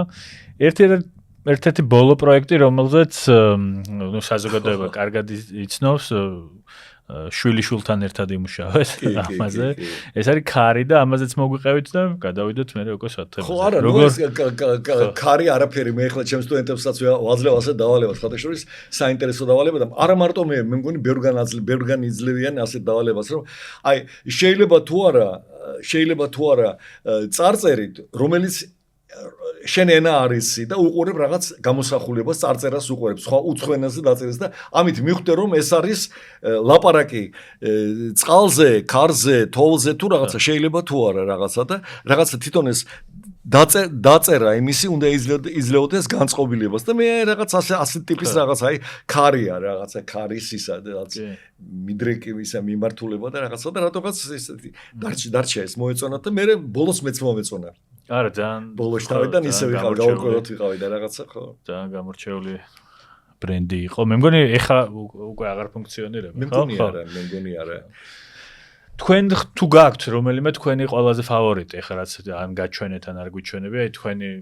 ესეთი ყველაზე არ ვიცი ნუ 1-5-10 წალი მაქვს ალბათ რამდენიმე მუშენეთ კიდევაც ახლა ზუსტად არ ვიცი და ძალიან ბევრი რაღაცები მას გაკეთებული არა მარტო ლოგოები და არ ვიცი ლოგო მაინც ყველაზე ის არის უმაღლესი ის არის რა ქვია ყველაზე მეტი შრომა უნდა და ყველაზე პროდუქტიული ესე იგი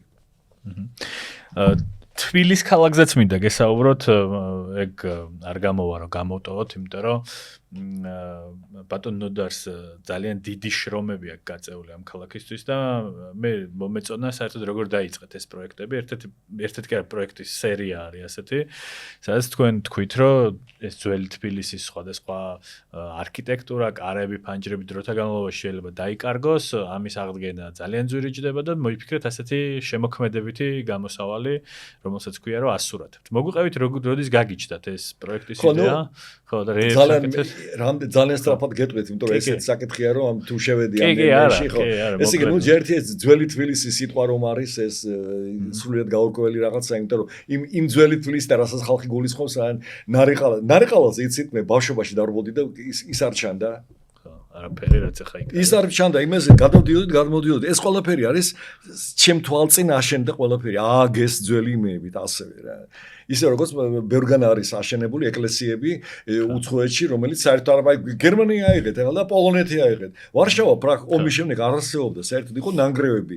დრეზდენი ხო ნახეთ, საგულდაგულო დაბომბეს იმეებმა, ინგლისელებმა. საგულდაგულო ქალაქია ისეთი რომ გონია რომ არაფერი არ შეხებია. პოლონეთი, ვარშავის ცენტრი ძველი ვარშავა ააგეს არაფრიდან, ნახაზებიდან. თბილისში არის ძალიან ბევრი რაღაც, მაგრამ თბილისში ეს სხვა გზა არის. თბილისში ჩვენ მეორე რაღაც აღმოჩნდა, რომ აი ეს მე-19 საუკუნის ბოლო და მე-20 საუკუნის დასაწყისი ესეთი დიდარი და კარგი პერიოდი აღმოჩნდა საქართველოსთვის, რომ თბილისისთვის, რომ აი ეს ფაქტიურად ძველი თბილისი დღეს ეს არის. მე გადაწყვიტე, რომ იმის გამო რომ რო უყურებ, ესე იგი, კი, რამდენი არსებობს სამართლო, ნაყოფიერად მუშაობენ ყველაფერი, მაგრამ რეალურად მოდი ვილაპარაკოთ რა. ერთი შენობის აგება თბილისში, ერთი შენობის რესტავრაცია, აღდგენა იმდენი ჯდება რომ იმ ადგილზე მართლა ის ხალხს ვერ დააბრალებ რომ ესე იგი ორსართულიან შენობას ახლა თუ რაღაცას ლაპარაკობ რომ დაანგრევენ და აშენებენ 10 სართულიან მიწა ძვირია ხა მეორე ამბავია რომ არ არის საჭირო ქალაქის ცენტრში ააგო ეს 100 სართულიანი შენობები და მილიონია ტერიტორიებია თავისუფლები და ეს მაგრამ ნუ ქალაქია და ქალაქს თავის მოთხოვნილებები აქვს. ხო და მე მოკლედ მომინდა აი მე-19 საუკუნის შენობების დოკუმენტაციის შექმნა, რაღაც ილუსტრირებული დოკუმენტაციის შექმნა. ესე იგი მე თვითონ ვიღებ ამ ჩემ პატარა ფოტოაპარატით, რომელიც ჯიბეში მიდევს, ვიღებ დეტალებს, ფრაგმენტებს, ყველაფერს აუცილებლად სულ ყველაფერს ისა მისამართები აწერია, ხო? ყველას მისამართები აქვს და მე ყველას ვეუბნები. კი ბატონო, გინდათ შესწავლა, ბატონო, მიდით, ნახეთ რა გადასარევი. გადასარევი წადით, შეისწავლეთ, ნახეთ წიგნი, გადაშალეთ, მე არა ჩემ ფუნქციებში არის, მე ვარ ვაფიქსირებ და გავაკეთე ასეთი ციკლი დავიწყეთ და ნუ ნატეხ ვაკეთებ ჯერ კიდევ ის არის თბილისური კოლექცია გავაკეთე თბილისური სადარბაზოები თბილისური ფანჯრები 1500 ფანჯარა შევისწავლე კი არა გადავიღებ ნახე გავაკეთე თბილისური ხის აივნები ლითონის აივნები შემდეგ კიბეები ცხაურები სადარბაზოებში ეს მოაჯირები და ასე შემდეგ და ასე შემდეგ და ეს ყველაფერი გამოვეცი წიგნებად 6 წიგნი მოახერხე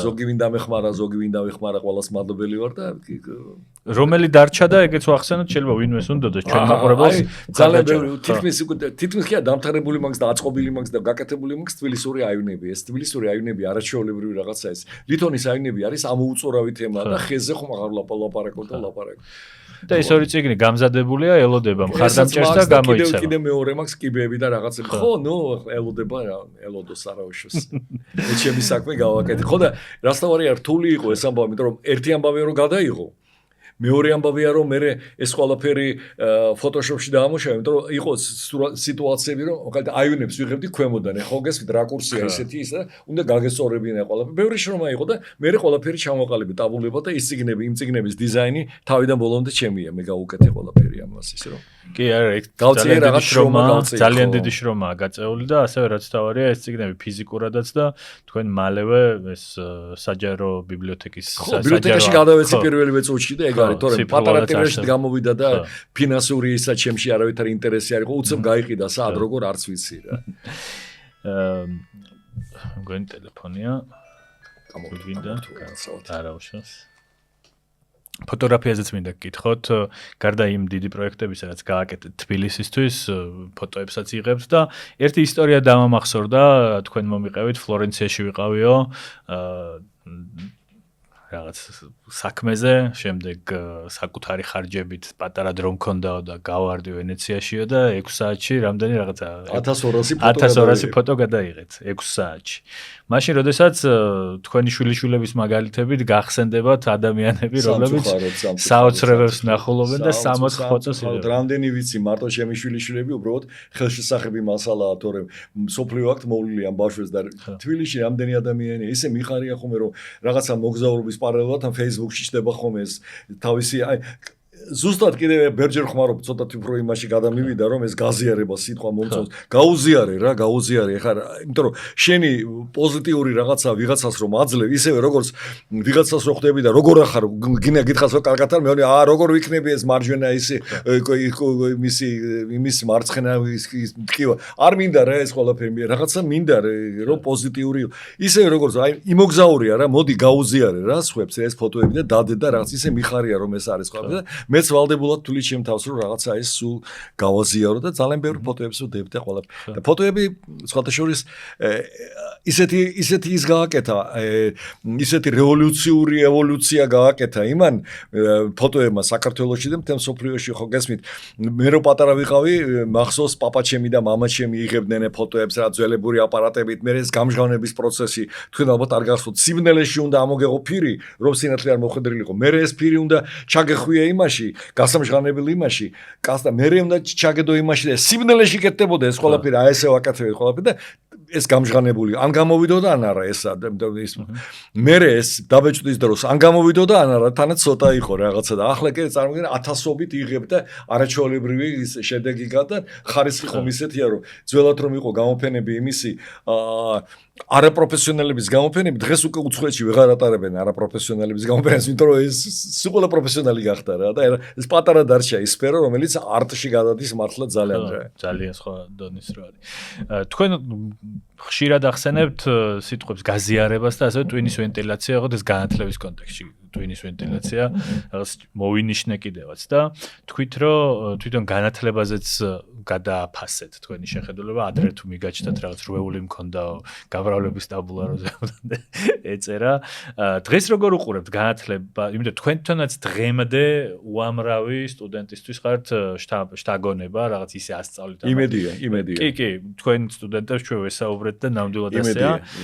და როგორი შეხედულება გაქვთ? რა არის დღეს განათლების გამცემისგან ყველაზე მნიშვნელოვანი ეს ტვინის ვენტილაცია. მანდ არ არის, მე მგონი ძალიან ბევრი საფიქრებელი და თუ ვინმე ვერ მიხვდა მაგას, ჩემი ტოლი ხალხი და ალბათ ჩემზე უფროსი ხალხი, თუ ვინმე ვერ მიხვდა, ეგრევე ვეუბნები რომ მიხვდით, რომ ძირითადი განსხვავება ეს იყო ძველი განათლება იყო ინფორმაციის მოკრეფის ესა ეხლა არის უნარების გამომუშავება. ეხლა ეს სიტყვა მართალია ეს უნარჩვევები და რაღაცეები უკვე ყოველს ხელში ამოვიდა და რაღაც სხვანაირად გადაიზარდა ბიუროკრატიულ რაღაცაში ტერმინი, მაგრამ მართლა ეს არის რა.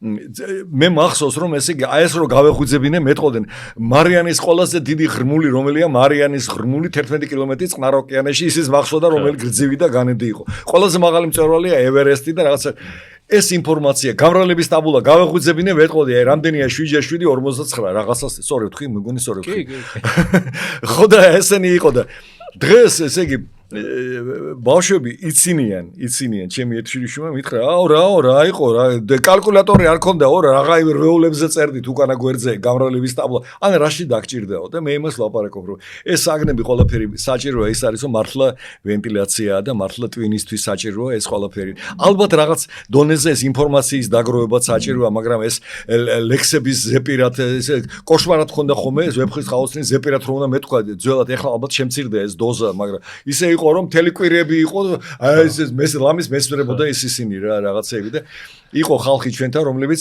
აბსოლუტურად ერთ გვერდს ვერ დაწერდნენ თავისი რაღაც შინაარსი მოკლე გადმოცემა და ოქროს ხანა დგებოდა მათთვის როდესაც საზეპირო ხდებოდა იმიტომ რომ დაზეპირება შეეძლო იმ კაცს და აი ანალიზის გაწევა არ შეეძლო გაიგეთ ეს ინფორმაციის დაგროვება დღეს შეიცვალა ინფორმაციის მოხმარების უნარით ეს არის. აი ეს ინფორმაციის მოხმარების უნარზე და ეს ინფორმაციის დაგროვების ის პროცესი რო დაუკვირდიმე, მე იქამდესაც მივედი რომ შეიძლება აი ეს სურო ვეშხობებით, ეხლა არ გამიგონეს ჩემებმა, თორემ სურო ვეშხობებით იმას ბავშვებს რომ ნუ ხარ ამ ტელეფონში და ნუ ხარ ამ თლათ ასე შემთხვევით არ არის ეს ტელეფონში ყურება და ეს მაშინ ინტერნეტში ყურება და მთელი დღე ეს არ არის შანსი რომ ამან არ გამომუშავოს ადამიანში ისეთი უნარები რომლებიც ცხოვრებაში გამოადგება და ყველაფერი. ნუ მე არაფერს არ ლაპარაკობ ზედაპირულ უნარებზე რომ ესე იგი ვათხლეშავდით 10 წელიწადს რომ ინგლისური ოდნა გვესწავლა და ინსტიტუტები არსებობდა უცხოენების ინსტიტუტი რა იყო რომ შენ შედიოდი რომ გესწავლა ინგლისური ენა რა კაი ინსტიტუტი 5 წლიანი კაი რა იყო. დღეს როდესაც ჩემი შვილიშვილი მაგალითად სუპატრასკინტელა ერთი რომელიც არის ყოველს მაგრამ ისე ლაპარაკობს ინგლისურად ეს ხლავს ასე რა და არავის არ უსწავლებია არავის თვითონ და მთელი ბავშვები მაგარი არიან და ერთი ორი ენა ვითომ ორი ენასაც ერთი ენა კი არა თუ ჩავარდება პლუს გერმანულ სფეროში რაღაცა გერმანული ისწავლა ინგლისური ისწავლა თავისი ენა იცის შეიძლება ბავშვობიდან რუსულის მოყვა 4-5 ენის ოდნა და 3-4 ენის ეს პატარა ამბავი არ არის ეს ნიშნავს რომ შენ მთელი სამყაროს რაღაც იმისადმი მიღწევის უნარი გაქვს რაღაც დაგროვებული ცოდნისადმი და ყველაფერი ეს ენა ვთქვი მე და ღმერთმა უწყეს რამდენი უნარებია კიდევ ამ იმაში ამ ყურებაში და ამ თამაშებში ეს თამაში არ არის ეს თამაში მეც კი მაგალითად რომელიც ახლა შევტოპებ საკმაოდ იმაში ასაკში და მეც კი გზნობ რომ აი ეს თამაშები რომელსაც თამაშობ რაღაც სოლიტერია თუ კარტია თუ რაღაცა რაც არის ძალიან ბევრ ამას მაძლევს ესე იგი ეს დამახსოვრებადობა ეს ასოციაციის უნარი რაღაცეები ეს გინახავს ყოველ შემთხვევაში რაღაც თუ არ გიმატებს რაღაცას გინახავს და წარმოვიდგინე მე თუ ამას მეხმარება იმ პატარა ბავშვს ასუზავს ეგ რევოლუციას გაუკეთებს ტვინში ეს ყველაფერი და შეიძლება უბრალოდ იბადება დაიბადა ახალი თაობა იბადება ახალი გენერაცია რაღაცა და შეიძლება ეს ასეთი კატასტროფული საჩხუბარი და სავალალო არ იყოს შეიძლება ესეთი ფრთხილად ლაპარაკობ მაგას მე რადგან განათლების თემას შევეხეთ, აუცილებლად უნდა ვთქვათ, რომ ჩვენი მხარდამჭერია საქართველოს ბანკი, რომელიც ასევე არის განათლების ძალიან დიდი მხარდაჭერი, მათ აქვს სპეციალური ვებგვერდი განათლება.bog.gi და რადგან არქიტექტურაზე ვსაუბრობთ დღეს, საქართველოს ბანკს აქვს გიორგი ჩახავას სახელობის სტიპენდია მომავალი არქიტექტორებისთვის. ეს სტიპენდია აძლევს შესაძლებლობას საქართველოს ბანკის პარტნიორ უნივერსიტეტებში სტუდენტებს მიიღონ სწავლის სრული ან ნაწილობრივ დაფინანსება. ეს არის ცნობილი არქიტექტორის ეს სტიპენდია ცნობილი ქართველი არქიტექტორის გიორგი ჩახავას სახელს ახსენებს, რომლის დაპროექტებულიც ალბათ იცით, რომ არის საქართველოს ბანკის სათაო ოფისი. და დღეს არა მხოლოდ თბილისის ერთ-ერთი სიმბოლოა, უკვე მთელი ქვეყნის, მთელი საქართველოს სიმბოლოა ეს შენობა. საქართველოს ბანკი განათლების მთავარი მხარდამჭერია. გაეცანი პროექტებს განათლება.bog.gi-ზე და გახსოვდეს, განათლების გზაზე არ გაჩერდე. გადავდივართ ერთ-ერთ ბოლო ნაწილში. ძალიან საინტერესო ცხოვრება და გზა გაიარეთ. ჩვენ ახლა მოვასწარეთ კიდე ბევრ რაღაცაზე საუბარი, რაც ამ ერთ გადაცემაში არ ჩაეტევა, რა კუბის ისტორიაც რომ მომიყევით, მართლა შთამაგონებელი იყო. როგორ აღმოჩნდით საერთოდ იქ თქვენზე რა გავლენა გააკეთა ამ ყველაფერმა და ბოლო ნაწილში მინდა გკითხოთ ისეთი კითხვები, რომლებზეც შეიძლება გიფიქრიათ, შეიძლება არ გიფიქრიათ, მაგრამ საინტერესო იქნება თქვენი პასუხების მოსმენა. დღევანდელი გადმოსახედიდან თქვენ ბედნიერი ადამიანი ხართ? ბატონოც არა. და რა არის საჭირო ბედნიერებისთვის, რომ ბედნიერებისთვის აი საჭირო. ბედნიერების განცდა რო კონდეს ადამიანს. აი ეს განცდის უნარი უნდა კონდეს ადამიანს გამომუშავებული ბედნიერების განცდის უნარი. იმიტომ რომ მე ვიცი ხალხი ვისაც მართლა უღრუბლო ცხოვრება აქვს გატარებული და მაინც უკვა ყოფილა და მაინც მწუხარი და ყველაფერი. ეს უნარი უნდა კონდეს გამომუშავებული და ეს ამის გამომუშავებას რა იწევს ეს მთელი საქართველოს ფსიქოლოგები რო დაამწერიო და კიდე მიუმატო იმისი ვერ გეტყვი რთული ამბავია ძალიან ბევრი კომპლექსია ძალიან ბევრი შეგრძნებებისა და ძალიან ბევრი რაღაც იმისი არ ვიცი ალბათ შინაგანი შეგრძნება უნდა კონდეს ამ იმისი რომ ბედნიერად უნდა აღექოთ თავი იმიტომ რომ რა არის ეხლა რომ დავწეროთ კომპონენტები რა ქონის ბედნიერებას მატერიალური ცალკე სულიერი ცალკე ოჯახური მდგომარეობა ცალკე ყველაფერი რთულია იმიტომ რომ ზოგი აკმაყოფილებს ამას ყველაფერს აქვს და მიდის და თავს ვერ გაიგებ რა ნამდვილად ასაკის მატებასთან ერთად რა გახდა ნაკლებად პრიორიტეტული თქვენთვის რთული კითხვაა ესე იგი რაღაცები იღებენ უფრო მეტ ფასს, რასაკვირველია, უფრო მეტ ფასს იღებენ. უფრო აფასებ ურთიერთობებს. აშკარად ეს ურთიერთობებს უფრო აფასებ. უფრო ნაკლებად მნიშვნელოვანი ხდება ისეთ რაღაცები, რაც იყო ეს მატერიალური, რაღაცა წუთიერი, რაღაც ეხლა ისეთ მერიდება კიდევაც, იმიტომ რომ ისეთ რაღაცებს ლაპარაკობ, რომ გატენილია ეს მსოფლიო წიგნები და ყველაფერი მთელი მხატვრული ლიტერატურა ამ სიბრძნეებით, რომელსაც ლაპარაკობ, მაგრამ მართლა მაგრია რაღაც მნიშვნელობა იზრდება რაღაცეებისა, რომელსაც არ ქონდა მნიშვნელობა და ნელ-ნელა ისა უფრო ღირებული ხდება. აფასებ მეგობრობას, რა ვიცი, შეიძლება ასე ვთქვა პირდაპირ, ხომ მეგობრობას, ურთიერთობებს აფასებ ყველას ეს ხედავ იმაზე, რომ არ უნდა მოიშალო ნერვები რაღაც სისულელეებზე, უფრო ის ხდები, უფრო მობიერი და საერთოდ ასაკთან ერთად მე დარწმუნებული ვარ და ძალიან მიკვირს, რომ ყველა მაგას არ მიძეს. უფრო უნდა რბილდებოდეს ადამიანი ასაკთან ერთად, უფრო მიმტევებელი უნდა ხდებოდეს და ყველაფერი ეს ბევრგან წამიკითხია, მაგრამ ისიც ვიცი, რომ აი გაანჩხლებული მოხუციო, აი ისეთი გამწარებული ცხოვრება გაიარა რომ გაანჩხლა და გაველდორდა მაგრამ ვიცი ხალხი რომ მთელი ცხოვრება უბედურობაში იყო რაღაცას და მაინც დარჩა კეთილი და კარგი ესეც ალბათ რაღაც შინაგანი ის არის არ ვიცი ყველაფერს ვერ ვიტყვი ახლა ჟან ჟაკ რუსო მე არა ვარ და ჩარლზ დარვინი და დღეს რა იცით ისეთი რაც კარგი იქნება და 30 წლის წინ გცოდნოდოთ ყველაფერი ისე მომწონს ეს დღევანდელი დღე გიждდება და სულ მენანება რომ აი მამაშემი ვერ მოესწრო კომპიუტერს ვერ მოესწრო ბებია ჩემი პაპა ჩემი რომ ვერ მოესწრო იმას რომ მაღაზიაში შეხვალ და აი რასაც გინდა ნახავ და გარდა მაგისა რომ კუჯზე ფიქრობ რაღაც სიამონება შეიძლება მიიღო საჭმელისაგან და ცხოვრებისაგან და ყველაფერი აი ეს მენანება ჩემი მეგობრები რომლებიც აი ესე წავიდნენ რომ მოსკოვში რომ დადიოდნენ წიგნის საყიდლად ჩემთან ერთად და მაღაზიებში რომ დავდიოდი და ვიღაცებს რომ ეხოცებოდი და თბილისშია ყველაფერი რა გინდა როგორ გინდა არაფერი პრობლემა არ არის კომუნიკაცია ტელევიზია ნუ ტელევიზია ტელევიზორი გატანილი მაქვს სხვა ოთახში არც უყურებ ინტერნეტზე ტელევიზია არა აი ეს კომპიუტერული ეს ისა სამყარო რო შეიქმნა ციფრული სამყარო ისე მაკვირებს რომ აი მიმაჩნია რომ ბედნიერი ვარ რომ აი მივაღწია აქამდე ამ ციფრულ სამყაროს რომ მივაღწია ძალიან კარგი. თქვენი შვილიშვილები რო გვეჯდეს ახლა აქ რას ეტყოდით? ანუ რა ურჩევთ ხოლმე? ერთი შვილიშვილი არის კორეაში და ახლა ჰონკონგში წავიდა. მეორე შვილიშვილი ზემოხსენებული მაქსიმე ნიუ-იორკში ზის. კიდევ ერთი სადღაც არის, კიდევ ერთხელ და რას ვეტყოდი? არაფერს, რაც შემიძლია და რაც ვიცი, ყველაფერს უზიარებ, მაგრამ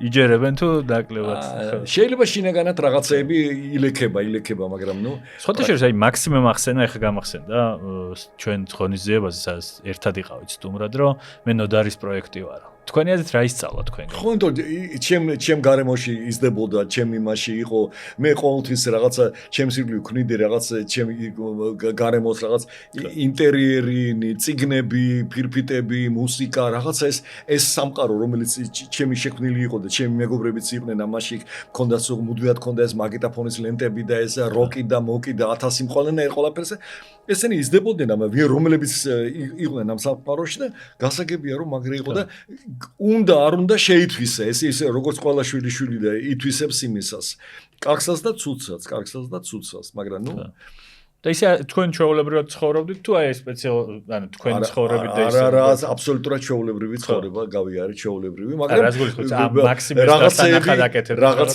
რაღაცეების უფლება მივეცი ჩემთავს პირველი რომ იმის უფლება რომ არასოდეს არ ვაკეთებდი იმას რაც მეჯავრება და მეზიზღება არსად არ მიმუშავე ყველა სამუშაოსგან სადაც კი მიმუშავე ყველასგან დიდი სიამოვნება მიმიღია ყველასგან შეიძლება ეს ჩემი ისიც არის რაღაც ისიც ფსიქიკის ისა სპეციფიკა რომ ვეგუებოდი ნუ ესეც არის მე რაღაცას ვეგუებოდი რაღაცებს, მაგრამ მაინც ყველგან რაღაცა ყველაფრისგან ვიღებდი მას დადებით ემოციას და თან ცდილობ რომ ყველას ვუთხრა ესა რომ მიიღეთ ხალხო ეს სიამოვნება გახსენით ეს თვალები და გული და რა ვქნა.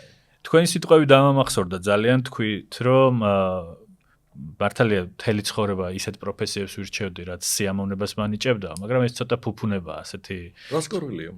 საქართველოში ესეთი ცხოვრება არის. ხო, ფუფუნება, იმიტომ რომ იცი რა შეა საქმე, თუ იმას დააყენებ პირველ პარამეტრად დააყენებ იმას, რომ ძალიან მალე მიაღწიო იმას, რაზეც ოცნებობდა რაღაცა და მე არასოდეს არ მიფიქრე იმას, რომ აი მოდი თავი მოვიკლა და რაღაცა ისა ეთყობა ამოცანებიც არ ქონდა ძალიან ისე მატერიალურები არ ქონდა ეს ამოცანები თუ რა იყო არ ვიცი იმიტომ რომ არასოდეს არ გამიკეთებია ნუ მე ოჯახს ვინახავდი ცხადია ვეხმარებოდი ვიღაცეებს რაღაცა ნუ რაღაცა სიკეთეს ვაკეთებდი და ამავე დროს რაღაცა მეც ვიყავი ზედაპირზე ვიყავი რაღაც მინდოდა რაღაცის ნახვა კულტურასთან მიღწევა და ცოტა ვაკეთებდი ყოველდღე ეთყობა ეს მადა პროპორციულად ჩემი აზრდათ პროპორციულად რაღაც ვაოკებდი თუ რა იყო ვერ ხვდები იმიტომ რომ მე რომ მომდომებოდა რაღაცა იმ დროს ის შეუძლებელი რაღაცა ალბათ ნერვებიც მომეშლებოდა რაღაც კრიმინალიც გაერეოდა და ეთყობა ძალიან საინტერესო ხო მაგრამ ბოლომდე ჩემთვისაც გარკვეული არ არის ეს რთული კითხვები დაიწყეთ რა არის სილამაზე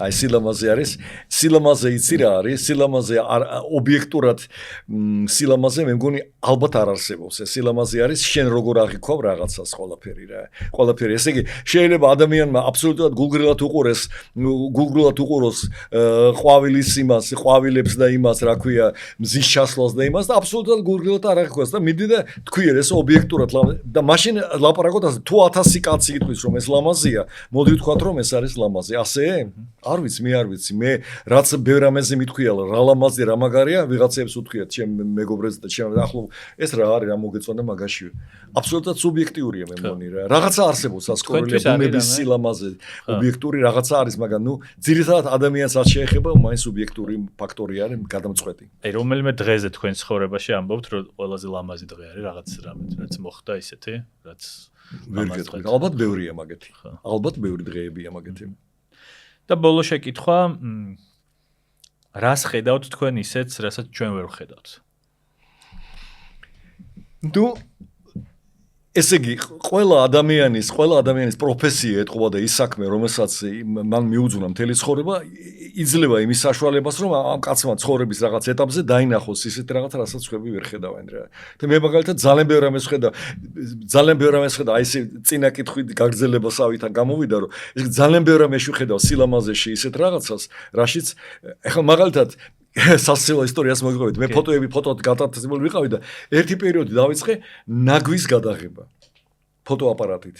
და ეხლაც მაქვს აქ სხვათა შორის როდესაც შეგეხედეთ, აი ნაგავს აყრილია თუ რაღაც ფრაგმენტია, იქ ძველებური ისა ძველი კონსერვის ქილა, ორი ცალი ის არის დამპალი ვაშლი რაღაცა და ეს ერთმანეთთან ისეთ კავშირშია და ისეთ რაღაც ისეთ ამაზე ლაპარაკობდი რა ლამაზიო. ეს რო შევახედე მე შემერთეთ ამ ხანას აბსოლუტურად პროზოულ სპეციალობისა მითხრა ამაში როგორ შეიძლება კაცმა სილამაზე დაინახოს, აი მე ვარ ბედნიერი რომ რაღაცა ისე განვავითარე ჩემი შინაგანი სამყარო და ტვინი რაღაცა რომ რაღაცაში ვხედავ იმას კარგს და სილამაზეს და ბედნიერი ვარ რომ ასეთი უნარი მაქვს მაგ. ყველა ადამიანი სხვადასხვა არის და ყველა სხვა რაღაცაში შეუძლია დაინახოს იმან რაღაცა და ხო ეს ძალიან ისეთ სფეროში შევდივართ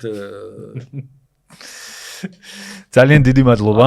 მეც მადლობა რომ რაღაცა გამომთქვევინით. კი, რომ გაგვიზიარეთ, ნამდვილად რაც თქვით, ისე გამოვიდა, რითაც დავიწყეთ, რომ გაზიარება როგორი მნიშვნელოვანია და რა კარგია რომ გააზიარეთ.